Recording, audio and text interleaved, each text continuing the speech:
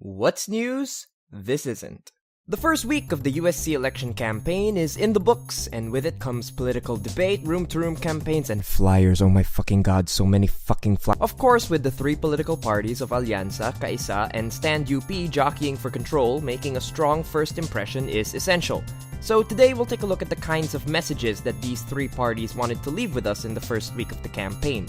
Let's start with the Peggy Schuyler of the elections, Kaisa. The Yellow Party is the youngest of the three, and considered by many as the other one. Many feel, however, that this may be their year to take control. As such, it's important that they present a viable platform along with a strong self-identity.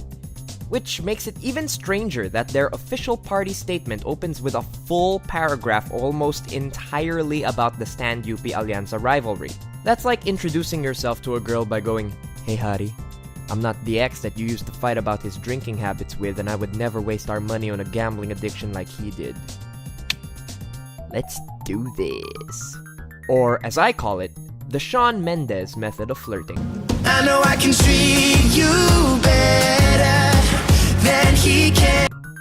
Let's move on to the friend who talks shit about you even though you're right there in the room and you can totally hear them, Alianza.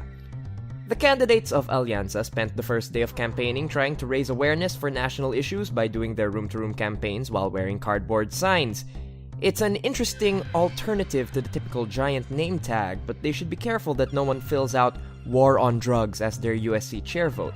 In the meantime, they were also keeping busy with their other favorite hobby. Ang UP Students Magna Carta is a document that codifies our rights as students. Hello Ben and Shari, kung sakaling kayo man ang pagpalain this year na manalo, sana i-represent na natin yung 94% ng mga estudyante na nag-yes sa Magna Carta. Lights off pa rin tayo pagdating sa pag-turn on ng rights natin, such as, for example, in the Magna Carta. Turns out they weren't wearing black in those clips. They're actually white shirts being covered in all that shade that they're throwing. It's all over their campaigning and even makes up a large portion of their party statement for elections. Also, they recently uploaded an album on their page entitled Moments That Shooked the Nation.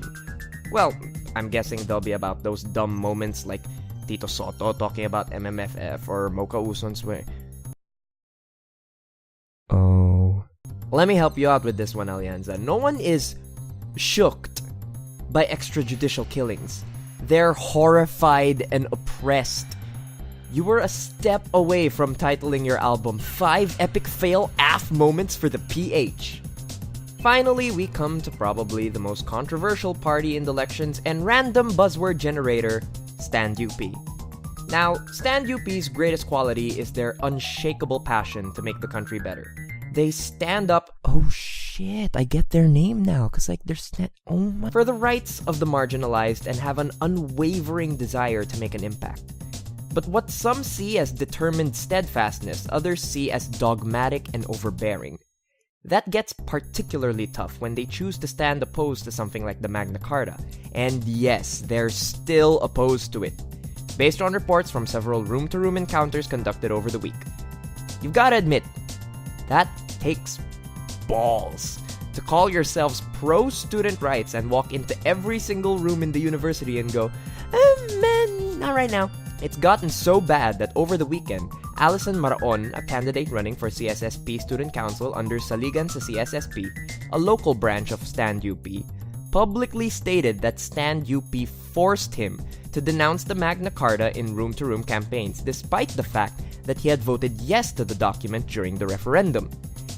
It's a tough pill to swallow when a party so anti-Duterte shares the same us versus them tactics of silencing that the president has. Allegedly. Oh, Stand UP, I'm just glad to know that you're happy to accept our vote to claim positions of power, but once it comes to an issue that you don't agree with, there was a 94% approval, then our votes suddenly don't matter to you. I know I can treat you better than he. Damn it, Kaisa! Not now. Put a platform together first.